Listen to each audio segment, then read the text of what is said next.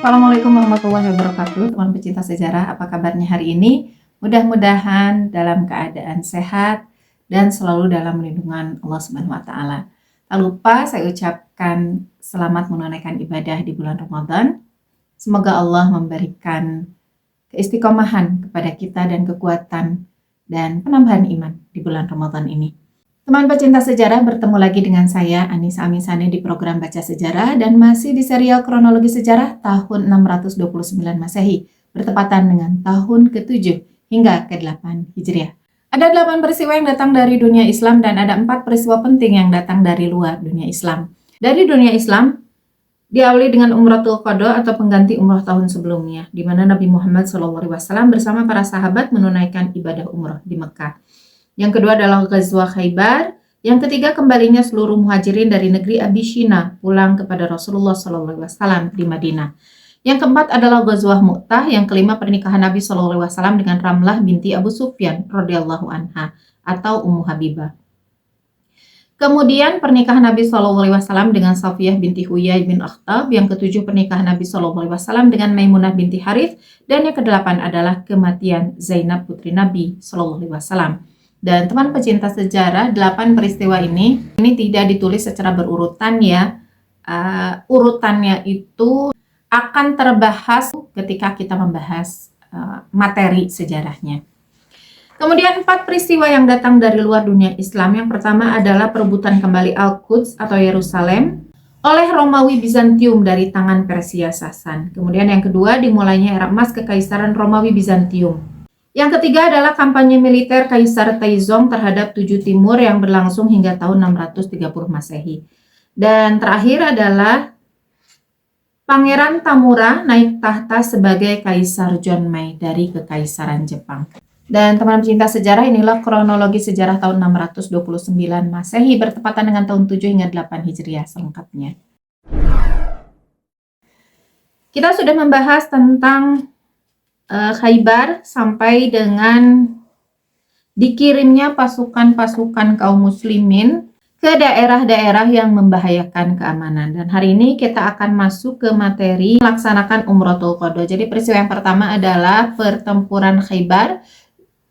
Yang kedua adalah pernikahan Rasulullah SAW dengan Safiyah binti Huyai bin Akhtab.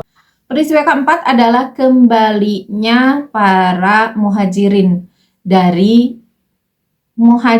yang ke Habasyah, kembali pulang ke Madinah. Peristiwa yang kelima itu tentang pernikahan Rasulullah SAW dengan Ramlah binti Abu Sufyan atau Ummu Habibah radhiyallahu anha. Dan ya, sebagaimana namanya, Ramlah ini adalah putri dari Abu Sufyan bin Harb, musuh besar kaum muslimin saat itu. Tentang pernikahan Rasulullah SAW dengan Ramlah binti Abu Sufyan ini tidak akan saya bahas karena sudah ketika membahas tentang kelahirannya Ramlah binti Abu Sufyan juga sudah dibahas secara detail, bahkan tentang kehidupannya beliau baik sebelum menikah dengan Rasulullah SAW maupun sesudah menikah dengan Rasulullah SAW. Sehingga kita akan langsung ke peristiwa yang keenam, yaitu melaksanakan Umratul Qadha atau umroh pengganti dari tahun sebelumnya. Sekedar mengingatkan kita kembali bahwa tahun sebelumnya, tepatnya bulan Zulqa'dah, bulan Zulhijjah ya, tahun 6 Hijriah, itu sempat berangkat Rasulullah SAW dan kaum muslimin juga itu tertahan di Hudaybiyah, tidak bisa masuk. Dengan berbagai peristiwa yang mengiringi pada saat itu, puncaknya adalah disepakatinya perjanjian Hudaybiyah, di mana kaum muslimin pada saat itu harus kembali pulang tanpa bisa memasuki Mekah untuk umroh. Jangankan untuk umroh ya, untuk masuk saja itu tidak diperkenankan.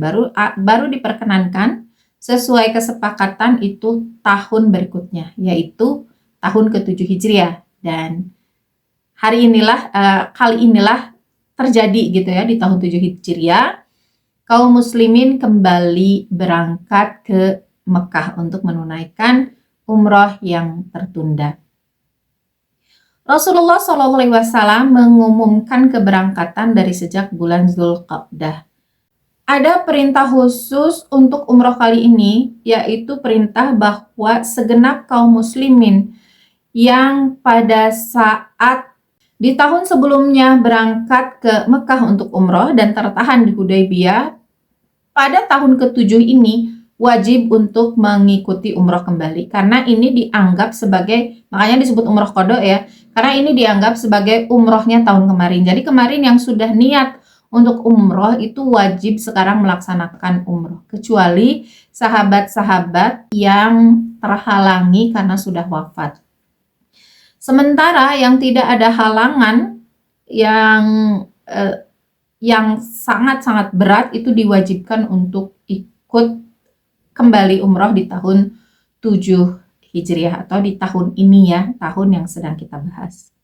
Dan jelas-jelas perintahnya tidak boleh ada yang ketinggalan, semua harus ikut kecuali orang-orang yang sudah wafat atau sahabat-sahabat yang sudah wafat. Juga diperbolehkan bagi para sahabat yang tidak ikut perjanjian Hudaybiyah pada tahun lalu gitu. Jadi yang sekarang berkesempatan atau misalnya tahun lalu belum masuk Islam, baru masuk Islam sekarang, baru masuk Islam di jeda ya antara Zulhijjah tahun ke-6 hingga Dzulqa'dah tahun ke-7 Hijriah, itu diperbolehkan untuk ikut kembali. Sehingga pada tahun 6 Hijriah, sehingga ada pembengkakan jumlah jamaah umrah pada tahun 7 Hijriah itu. Jika pada tahun ke-6 Hijriah jumlah jamaah mencapai 1.400 hingga 1.500 orang, pada tahun ini, tahun ke-7 Hijriah, jumlah jamaah mencapai 2.000 orang. Ini pembengkakan yang cukup signifikan ya, karena penambahannya hanya 1 tahun, itu bertambah sampai 25%. Dan itu jumlah yang cukup banyak atau bahkan sangat banyak untuk perkembangan agama yang baru, peradaban yang baru dalam jangka waktu kurang dari 1 tahun. Dan menyambut seruan ini tentu saja para sahabat merasa sangat gembira, terutama mereka yang berasal dari Mekah atau para muhajirin, karena selain untuk umroh, selain untuk ibadah, mereka juga ingin melepaskan kerinduan yang sudah tertahan sampai 7 tahun ya. 7 tahun itu diembargo, tidak boleh masuk ke Mekah, tidak boleh sejengkal pun mereka melihat Mekah gitu. Dan tahun ini pada waktu itu mereka diberi kesempatan untuk kembali menginjakkan tanah di tempat yang mereka rindukan, di tanah kelahiran mereka, di tanah di mana mereka menghabiskan masa kecil. Dan tentu ini menjadi momen yang sangat berarti ya bagi kaum muslimin, terutama muhajirin. Dan karena sebab inilah dulu ketika terjadi perjanjian Hudaybiyah, itu para sahabat banyak yang yang terganjal gitu hatinya karena tidak jadi masuk ke Mekah. Dan pada saat inilah akhirnya para sahabat bisa memasuki Mekah setelah 7 tahun hijrah ya. Kemudian beliau mempersiapkan pasukan berkuda sebanyak 100 orang untuk diajak berangkat ke Mekah sebagai pengawal beliau dan kaum muslimin di Mekah. Di samping itu beliau menyediakan 60 ekor unta yang akan dipergunakan sebagai kurban di Mekah. Ini kurban khusus Rasulullah SAW ya, 60 ekor unta itu untuk beliau. Jadi tetapi biasanya pada saat berkurban beliau itu meniatkan untuk keluarga, juga untuk kaum muslimin yang belum bisa berkurban. Kali ini yang ikut bukan hanya para bapak-bapak, tetapi juga ikut kaum perempuan dan anak-anak.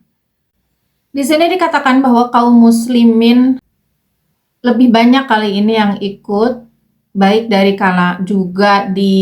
juga disertai ya dengan ikutnya kaum perempuan dan anak-anak. Ini dikarenakan selain tadi sebab yang pertama ya, dan ini sebab yang kedua itu dikarenakan kaum muslimin pada saat itu sudah mendapatkan harta rampasan perang dari Khaybar yang cukup melimpah, sehingga mereka memiliki bekal untuk membawa serta istri serta anak mereka.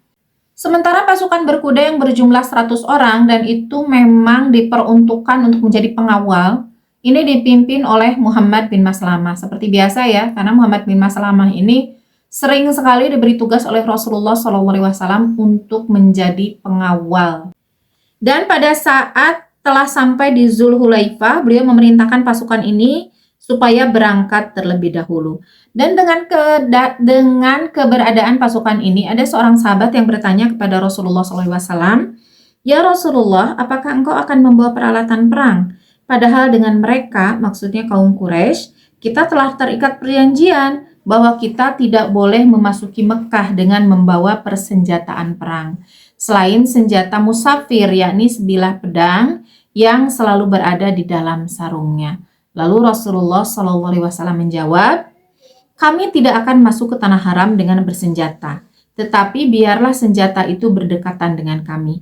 Apabila pihak kaum Quraisy menunggu kami, senjata itu sudah berdekatan dengan kami." Jadi Rasulullah SAW memaksudkan 100 orang tentara ini tidak diikutkan secara khusus ya, menjadi jamaah, tetapi dari sejak awal sampai pintu Mekah sampai dijamin bahwa orang-orang Quraisy itu tidak berkhianat.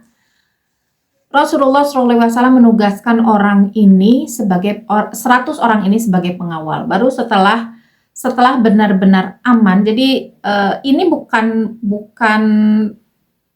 jamaah umroh yang membawa senjata gitu, tapi memang membawa pengawal gitu. Jadi bukan senjatanya yang dibawa oleh para sahabat atau jamaah umroh. Jadi yang dibawa oleh jamaah umroh itu memang hanya pedang yang di dalam sarungnya untuk berjaga-jaga saja.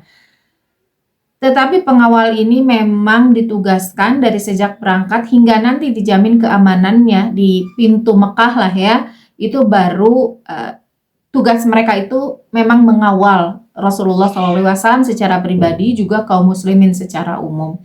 Kalau sudah dirasa memang orang-orang Quraisy itu tidak akan berkhianat, maka mereka itu bisa berganti peran menjadi jamaah umroh yang biasa.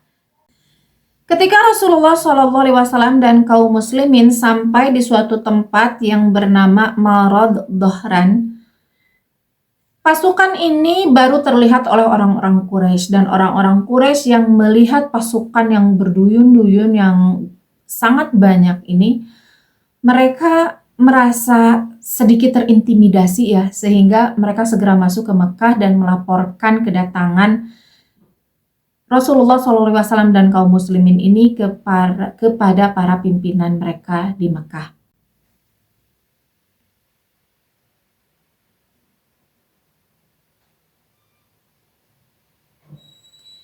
Dan mereka tidak lupa juga melaporkan bahwa kaum muslimin itu datang dengan persenjataan gitu ya. Mereka melihat yang pengawal itu ya kan, pengawal itu datang lebih dulu tuh.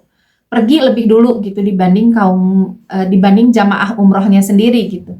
Lalu dengan tergopoh-gopoh, dengan sedikit panik, mereka melaporkan hal itu juga kepada para petinggi Quraisy bahwa telah bersama mereka itu ada senjata gitu. Jadi ada orang yang kayak bukan mau umroh tapi kayak mau mau berperang.